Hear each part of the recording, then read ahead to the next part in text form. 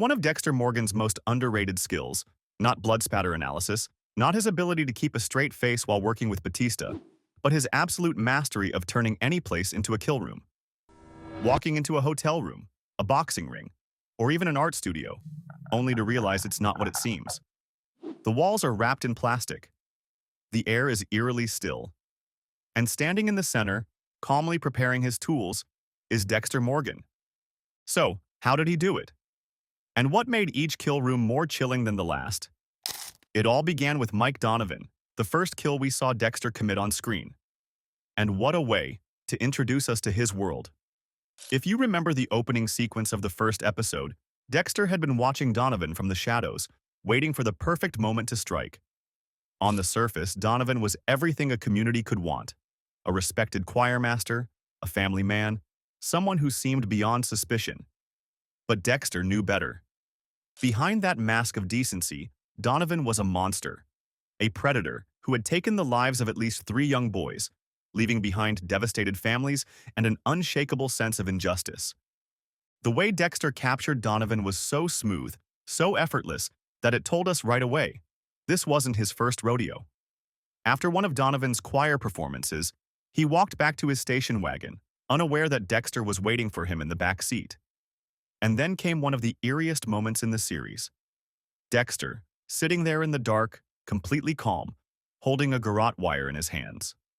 No anger, no hesitation, just complete control.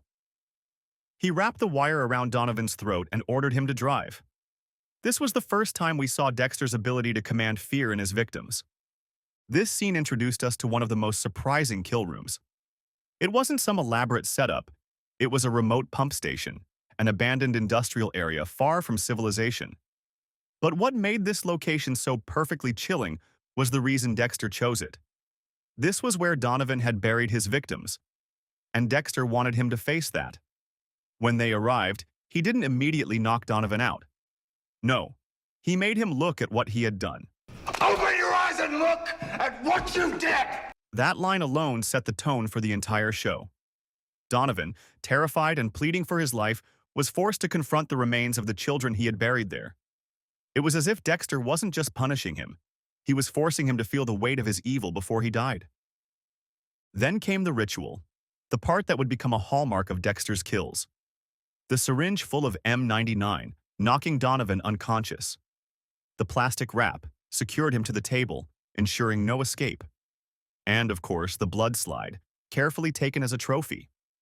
This wasn't just murder. This was a performance, a carefully orchestrated process that Dexter had perfected. And when it was time for the final act, Dexter didn't hesitate. A reciprocating saw sliced clean through Donovan's throat, ending his life with surgical precision. But what made this kill even more fascinating wasn't just the act itself. It was what happened after. Later, we see Donovan's wife at the Miami Metro Police Department, distraught over her husband's disappearance. Watching from a distance, Dexter reassured himself that he had covered his tracks, that there was no way anyone would connect him to the crime. But this moment was important because it introduced us to Detective James Dokes, the one person in Miami Metro who sensed something was off about Dexter. Looking back, this kill room wasn't just about killing Donovan. It was about introducing us to Dexter's world, the ritual, the psychology, the eerie calmness in his voice. And, most importantly, the fact that his justice wasn't just about execution. It was about making his victims face their horror before they died. And just like that, we knew exactly what kind of protagonist we were dealing with. From the lonely, desolate pump station, Dexter's next kill room took place somewhere even more unsettling, inside a moving Airstream trailer. Now, if the pump station was Dexter keeping things simple, the Airstream trailer was where he got a little more experimental. And this time, it wasn't just one target, it was 2. Jorge Castillo was a human trafficker, one of the lowest forms of criminals Dexter had ever come across. Along with his wife, Valerie, he ran a smuggling operation that promised Cuban immigrants safe passage to Miami, only to exploit them for money and kill them if they couldn't pay. These weren't just random murders. This was organized, cold-blooded cruelty. Dexter wasn't just taking out a serial killer, he was shutting down an entire operation. And what made this kill room so poetic? The location. An Airstream trailer. But not just any trailer, Castillo's trailer. The same place where he had kept his victims trapped before killing them was now the very place where he would meet his fate. That's the kind of poetic justice Dexter excelled at. When Castillo woke up, strapped down and helpless, Dexter didn't just get straight to the killing. He made him understand why he was there. He showed him the photos of his victims, laid out for him to see. He made sure Castillo knew exactly why he had been chosen. But here's where things took an unexpected turn. Valerie Castillo walked in mid-kill. And instead of panicking, Dexter adapted on the spot. He took her down just as effortlessly as he had taken her husband. It was the first time we saw Dexter double up on a kill, proving he could adjust to unexpected situations without losing his edge. The kill also shows how Dexter sees a bit of resemblance with the Castillo. And then came one of the most ironic moments in the entire show. As Dexter was leaving, one of the young boys who had been held captive saw him standing there. And what did he say? "I saw Jesus." I mean, talk about an insane moment. Dexter, a literal serial killer, is mistaken for a savior. The scene was almost surreal. This kill room was important for a few reasons. First, it showed that Dexter could handle multiple targets at once, something that would come into play later in the series. Second, it introduced the idea that Dexter's actions could have unintended witnesses, something that would become a huge problem down the line. And third, it showed us that Dexter didn't just pick locations at random, he picked them for their symbolic weight. Castillo was forced to die inside the very same trailer he had used to destroy lives. And if you thought this one was creative, wait until we get to one of the most cinematic kill rooms Dexter ever used, a cabin. You already know, cabins in the woods never end well. They always start peacefully, quiet, safe. And then, something horrifying happens. That's exactly what Dexter did here. Santiago Jimenez wasn't just any criminal. He was a cartel enforcer, a brutal hitman who had been killed without mercy. But that wasn't even the worst part. This guy was directly connected to the murder of Dexter's mother. So yeah, this was personal. Now, here's where things got interesting. Dexter didn't just grab Jimenez off the street and kill him in some alley. No, he had a plan. He tracked him. He studied him. And when the time was right, he lured him out to a secluded cabin in the Everglades, where no one would hear a thing. This wasn't just about the kill. This was about making sure Jimenez felt as trapped and powerless as his past victims. When Jimenez woke up, strapped to Dexter's table, you could see the confusion in his eyes. He had no idea how he got there. No idea what was happening. But the moment he saw Dexter standing over him, oh, that's when the fear kicked in. And then came the real twist. Dexter didn't just kill him anyway. He used a chainsaw, the same weapon that had been used to murder his mother. That's what made this one so chilling. It wasn't just a kill. It was a full-circle moment. Dexter had spent his entire life haunted by that night. The blood, the screams, the chainsaw slicing through the air. And now, he was recreating it. Except this time, he was in control. But here's the thing about Dexter. He doesn't let emotion cloud his judgment. Even though this was personal, he still did things by the book. The plastic, the precision, the cleanup. He made sure that even though this was deeply connected to his past, he didn't get sloppy. And that's why Dexter was so terrifying. He could be consumed by rage and vengeance and still operate with the cold efficiency of a machine. When it was over, Jimenez was nothing more than a memory. Another name on Dexter's list. Another loose end is tied up. But deep down, this one was different. Killing Jimenez didn't erase Dexter's trauma. It didn't make the nightmares go away. If anything, it just made him realize something even darker. He could never escape what he was. From one highly personal kill to one of the riskiest setups Dexter ever attempted, let's talk about the time he turned a regular old hotel room into a kill room.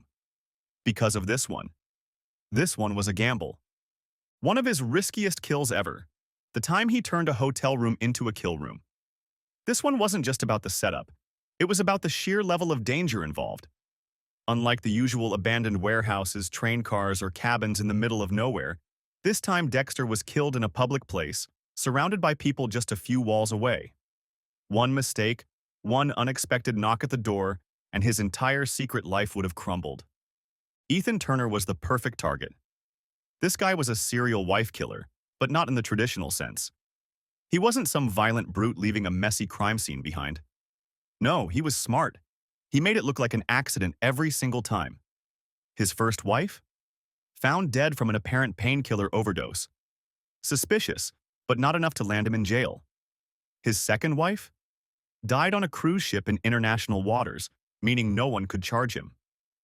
Each time, Turner walked away a richer man, collecting life insurance payouts like a pro. And worse? He was already eyeing his next victim. Dexter knew he had to move fast. He couldn't afford to wait for Turner to strike again. But that also meant he had to get creative. Killing him at home? Too risky. Too much of a paper trail. So Dexter did something even more dangerous.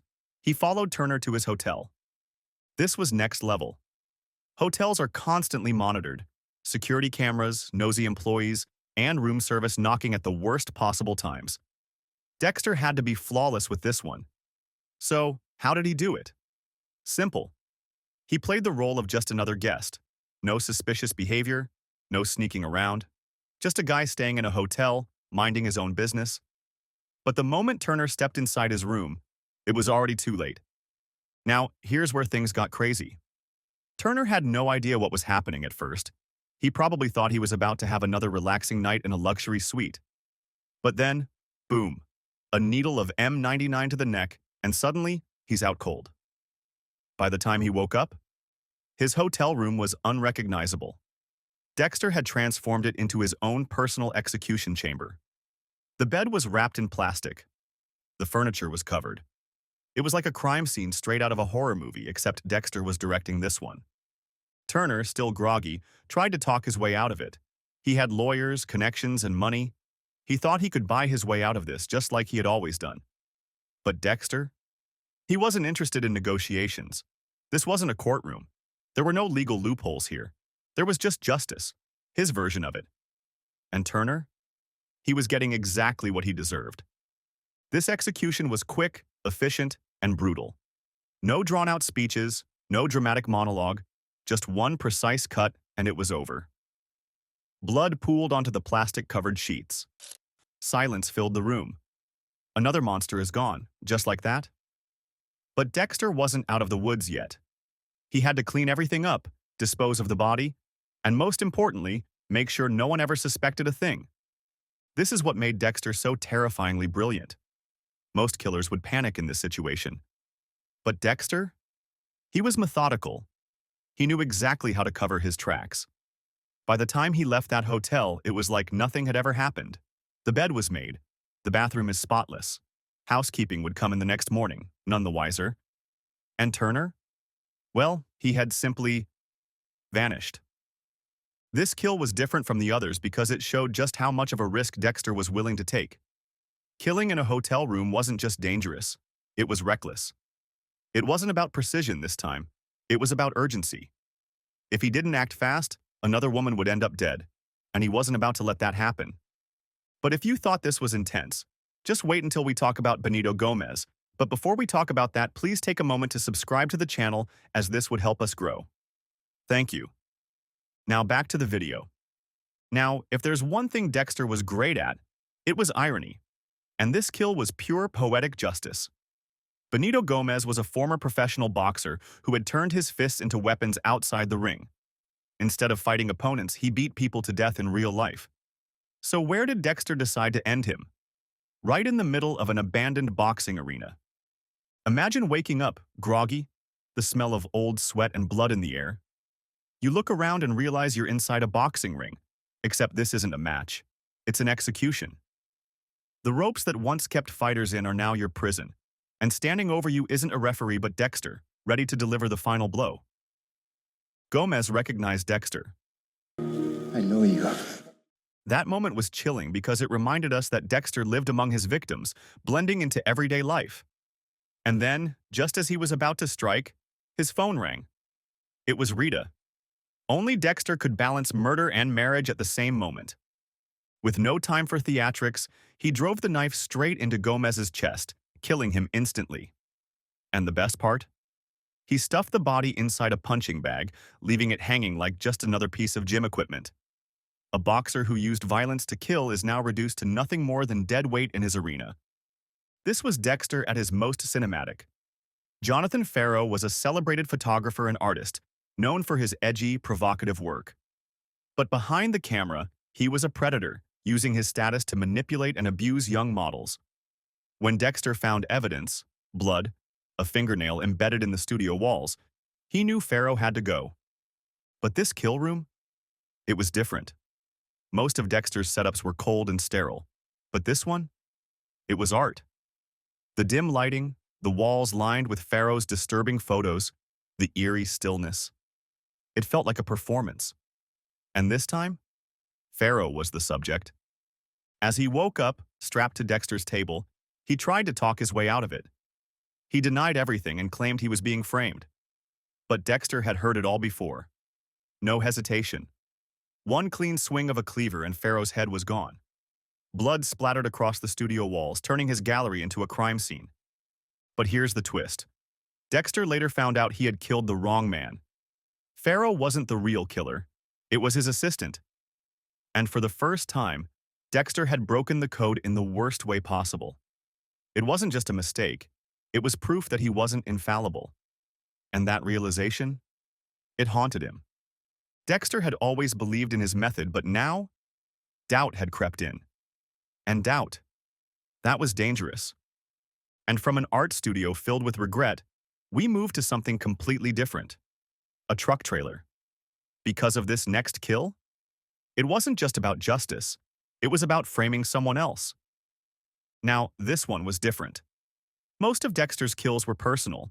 He picked people who fit the code, people who had escaped justice. But Stan Boudry? He was something else entirely. He was a scapegoat. Boudry was a long-haul truck driver, the kind of guy who spent most of his time on the road, picking up hitchhikers and making them disappear. He was already a monster in his own right, but for Dexter, he served a bigger purpose. Because Dexter wasn't just killing him, he was using him to cover his tracks. After taking him down and setting up his makeshift kill room inside Boudry's truck trailer, Dexter did something he had never done before. He planted evidence. He made it look like Boudry was responsible for someone else's crimes. Specifically, the Trinity Killer murders. By leaving behind DNA, clothing, and other key pieces of evidence, Dexter successfully framed Boudry as the Trinity Killer, throwing the entire Miami Metro investigation off course. This wasn't about justice. This was about self-preservation. And just like that, Dexter once again proved that he wasn't just a killer. He was a master of deception. And that's the terrifying genius of Dexter Morgan. He could take any ordinary place and turn it into something straight out of a nightmare. From train cars to hotel rooms, boxing arenas to art studios, each kill room wasn't just a place. It was a statement, a carefully crafted execution that reflected both his victim's crimes and his twisted sense of justice. But here's the real question. Was Dexter truly in control? Or was he just one mistake away from becoming the very kind of killer he hunted? And which of the kill rooms was the best? Let me know what you think in the comments. Dive into the next thrilling Dexter video for more intense insight.